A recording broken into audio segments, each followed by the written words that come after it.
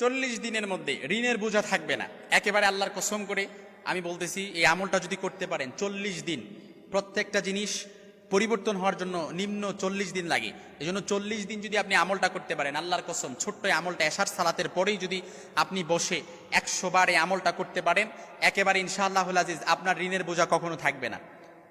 কোনো দুশ্চিন্তা, বিপদ, পেরেশানি, একেবারে এটা পরীক্ষিত আমল।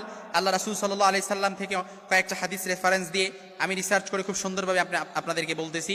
যদি প্রতিদিন এশারের সালাতের পরে আপনি যদি 40 দিন একাধার সে আমলটা করতে পারেন, ইনশাআল্লাহুল আজিজ, মা বোনদের জন্য কিছু ছাড় আছে, কিন্তু মোট কথা হলো যে যখনই করেন 40 দিন করতে হবে।